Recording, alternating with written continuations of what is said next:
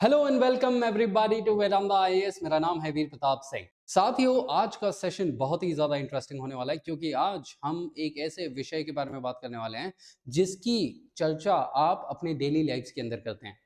बहुत सारे लोगों ने आप में से वेदास के बारे में सुना रहेगा, उपनिषद के बारे में सुना रहेगा और अपने जीवन के अंदर अलग-अलग दरमियान आपने ऋग्वेद, सामवेद, अथर्ववेद, यजुर्वेद या मुंडाक उपनिषद, ये उपनिषद, वो उपनिषद, ये सब शब्दों के बारे में आपने सुना रहेगा। बट सवाल ये है कि ये सब जो चीज़ें थी ये उभर के कब आई और इनको बनाने वाले लोग कौन थे? और जब वो लोग भारत के अंदर थे कि बाहर के थे? और अगर वो भारत के थे तो इन लोगों ने उसे कब बनाया?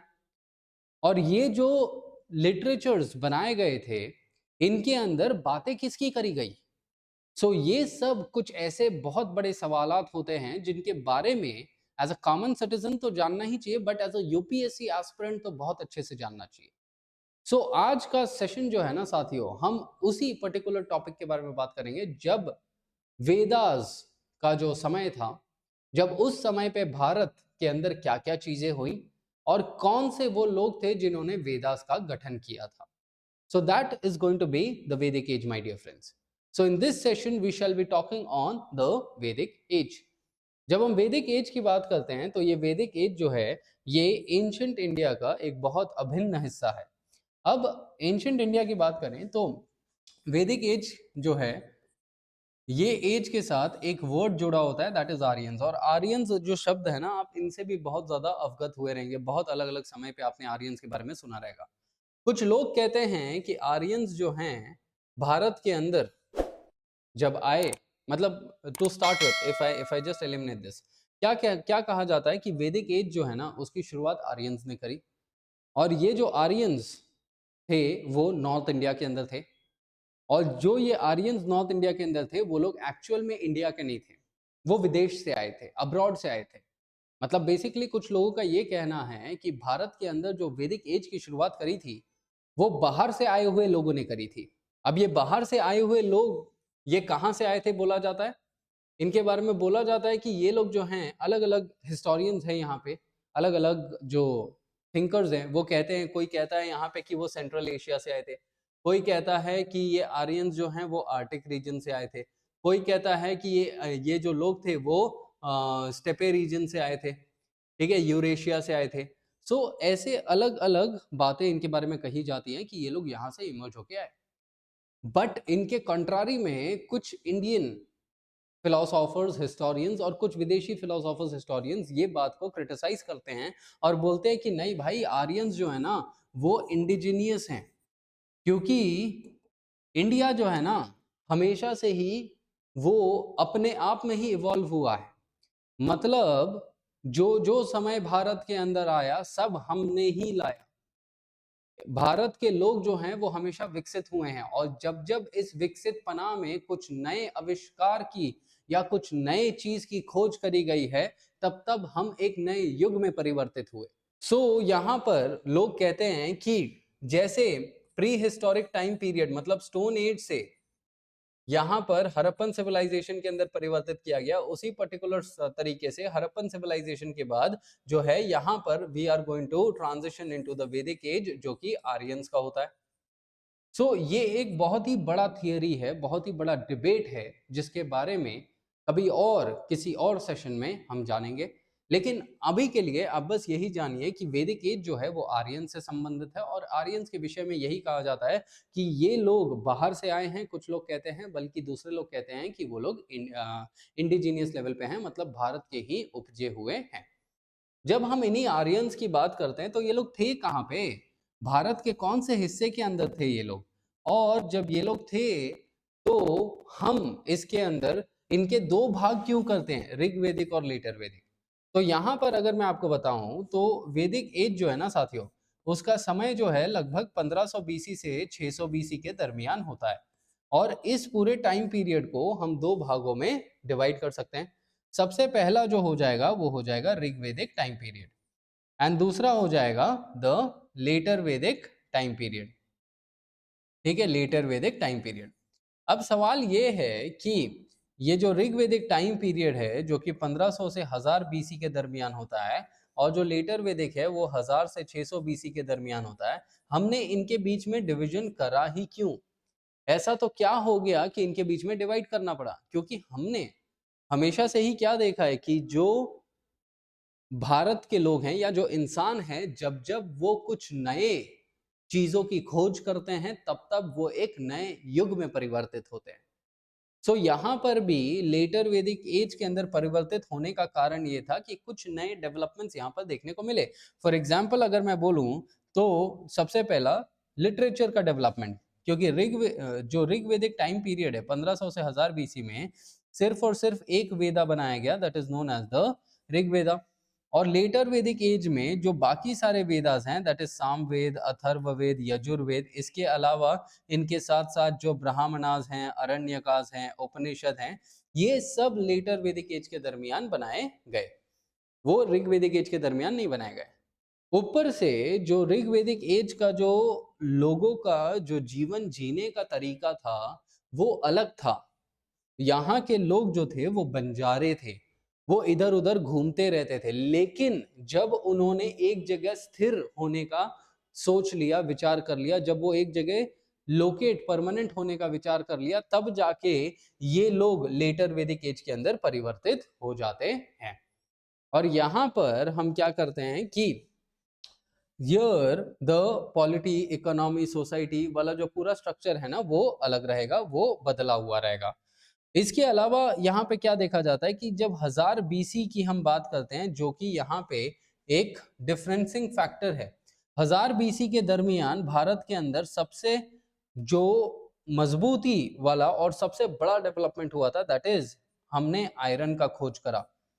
1000 बीसी में जब हमने आयरन का खोज करा तो हमारे जीवन के अंदर मुख्य आधार जो है आयरन बन गया।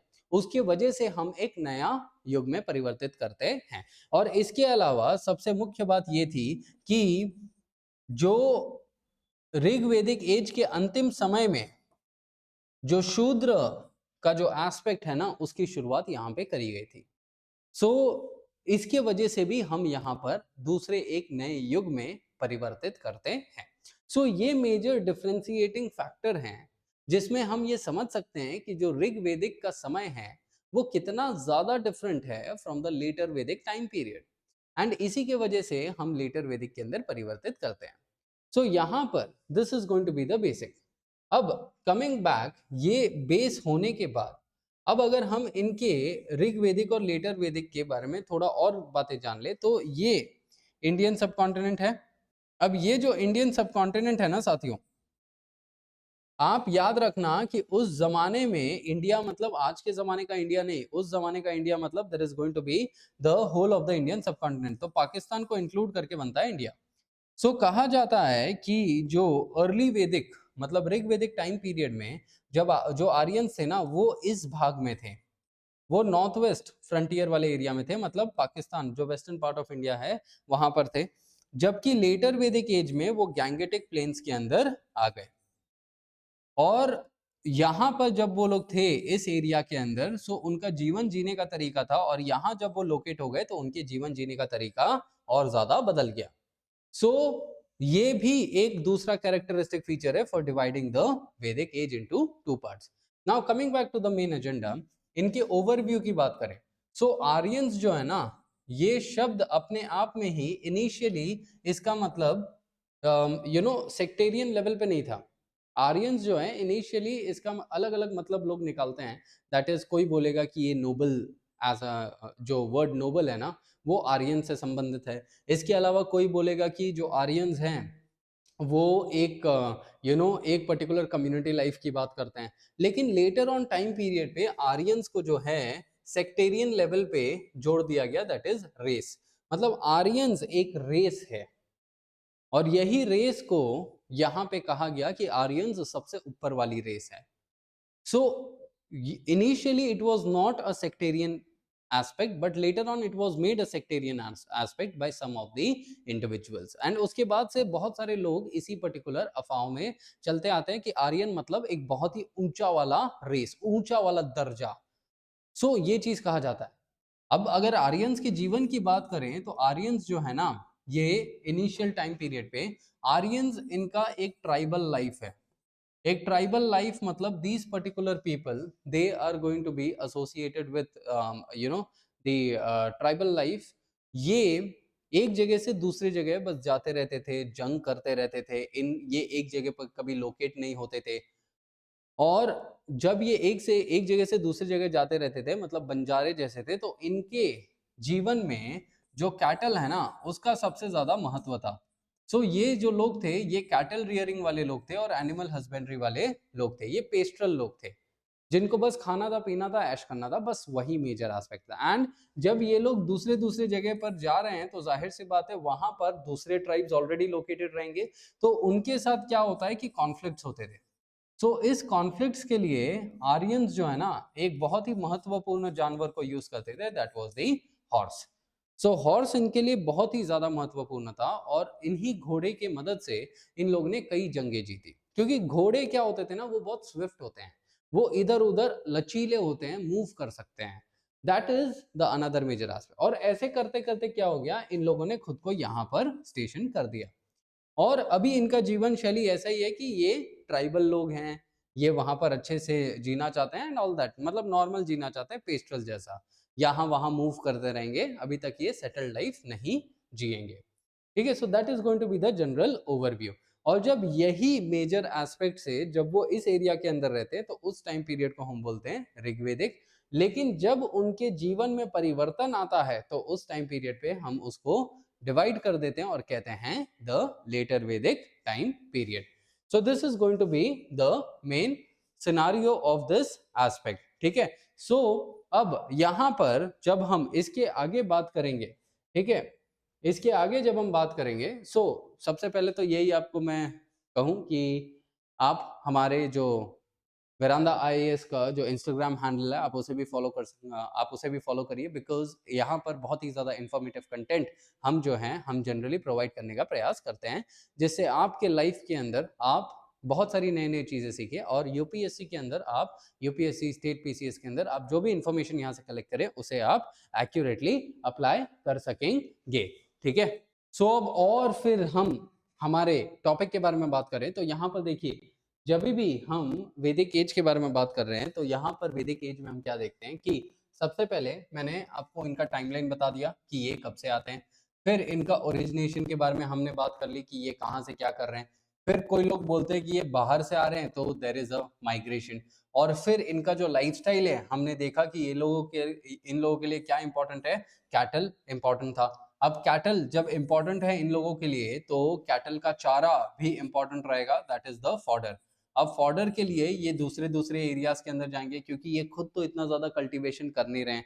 सो ये अब क्या करेंगे, फॉडर के खोज में जब जाएंगे दूसरी जगह पे तो दूसरा कोई ट्राइब वहां पे रहेगा, तो उस ट्राइब के साथ ये क्या करेंगे, जंग लड़ेंगे। और जंग के लिए क्या इंपॉर्टेंट है, घोड़े इंपॉर्टेंट है। सो घोड़ा इनके लिए बहुत ज्यादा इंपॉर्टेंट हो जाता है। सो इनका जो लाइफस्टाइल है कैटल कीपिंग का, and in search for pastures they are going to fight a lot of wars. ठीक है, फिर ये आते हैं नॉर्थ इंडिया के अंदर, नॉर्थ इंडिया के जो वेस्टर्न भाग है वहां पर जब ये लोकेट हो जाते हैं, सो उस एरिया, एंड देन फिर उसके बाद लेटर वैदिक एज में जब वो और इस साइड शिफ्ट होते हैं गैंगेटिक प्लेन्स में, उन उस एरिया को हम जनरली आर्यवर्त कहते हैं।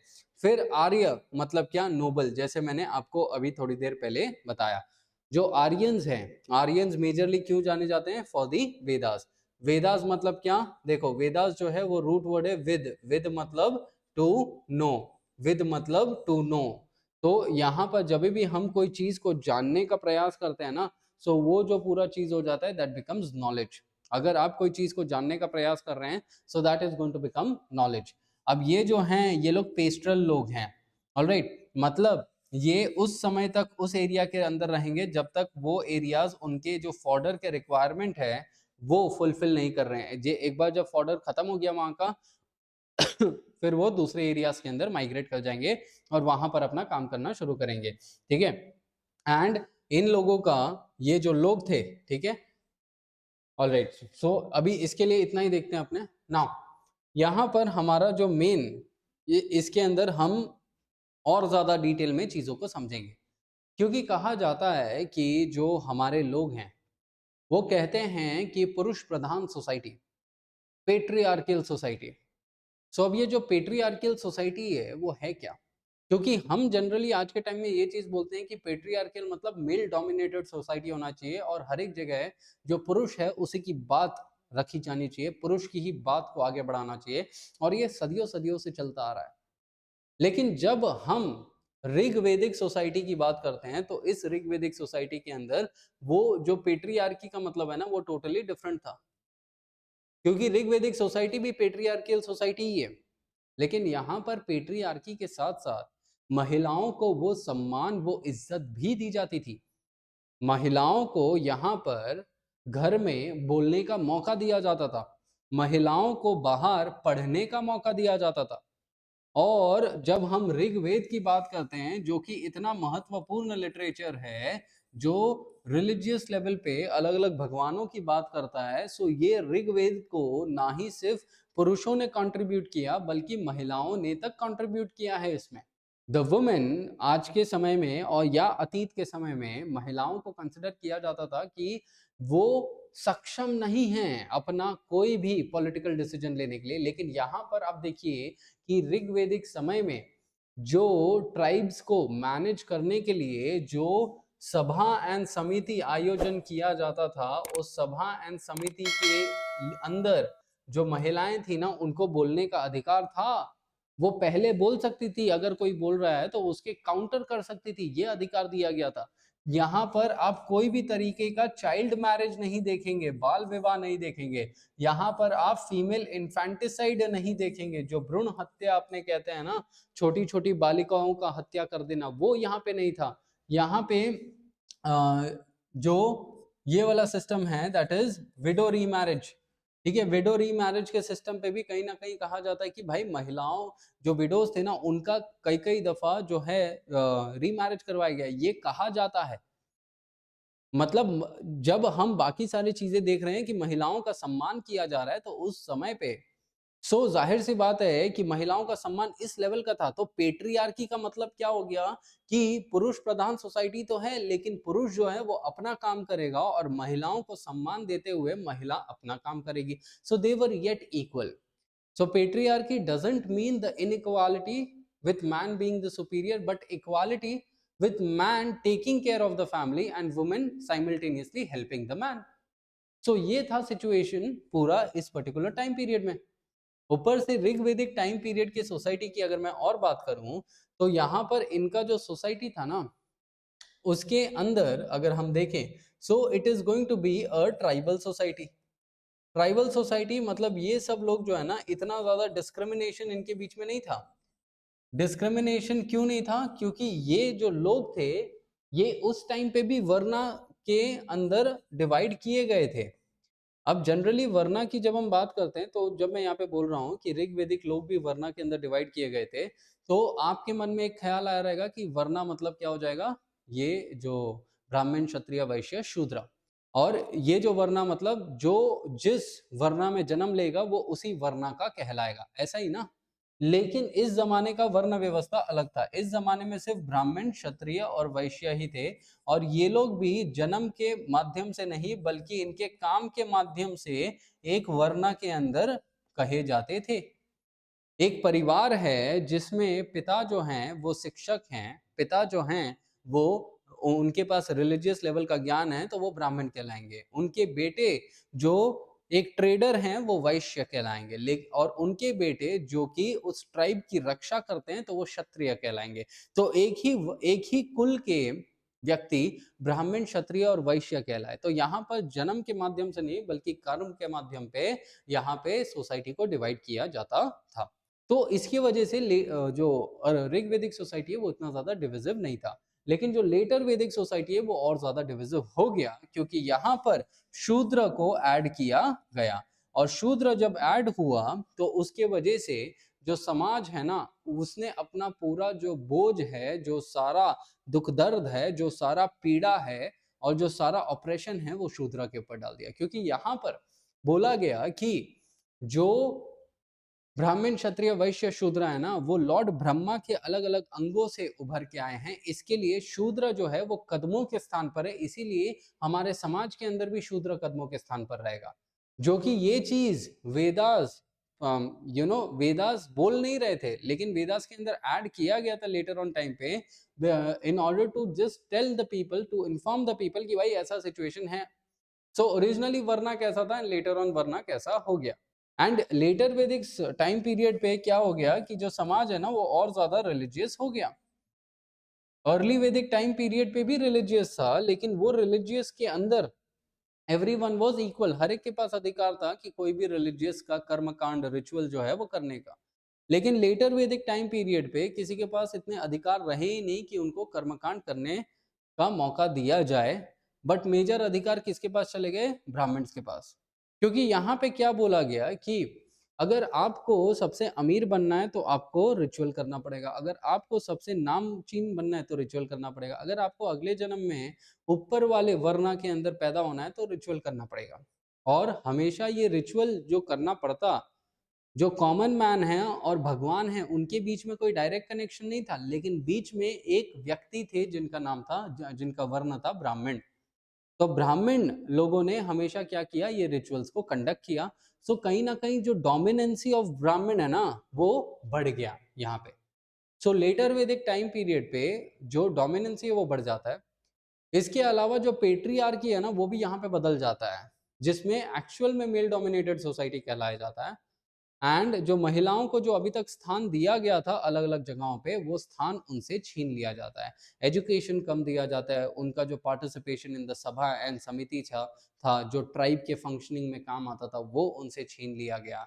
यहाँ पे राजा जो है और ज्यादा पावरफुल हो गया था, जहाँ पे सेंट्रलाइजेशन ऑफ पावर देखने को मिला। सो कहीं ना कहीं ये जो सिचुएशंस थी वो यहाँ पे बदलाव यहाँ पे देखने को मिल रहा है। सो ये सोसाइटी के बीच में इनके यहाँ पे डिफरेंसेस थे।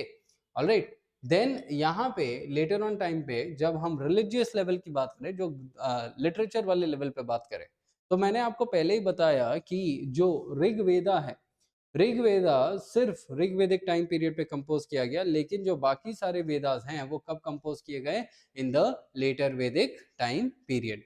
अब यहाँ पर अगर मैं बात करूं तो ये जो ऋग्वेदा है ना, ये ऋग्वेदा, इसके अंदर हिम्स थे। हिम्स मतलब क्या, it means praises to the god. Praise to the god मतलब जैसे हम भगवानों की पूजा करते हैं तो अलग अलग मंत्र जब हम गाते हैं ना तो वो भगवानों की प्रशंसा करना है। So that is the praise to the god. So यहाँ पर ऐसे लगभग 1028 हिम्स थे। मतलब क्या हो गया 1028 में कि जैसे गायत्री मंत्र है तो वो एक पूरा मंत्र, वैसा एक, तो वैसे 1028 हिम्स थे। और ये जो हिम्स थे ये अलग अलग भगवानों के संदर्भ में थे, अलग अलग भगवानों की प्रशंसा कर रहे थे। और यहाँ पर ये हिम्स को गाने वाले जो क्योंकि ब्राह्मण कम्युनिटी ऋग्वेदिक टाइम पीरियड पे भी थे, तो वो जो ब्राह्मण के जो प्रीस्ट थे ना उनका नाम था होत्री।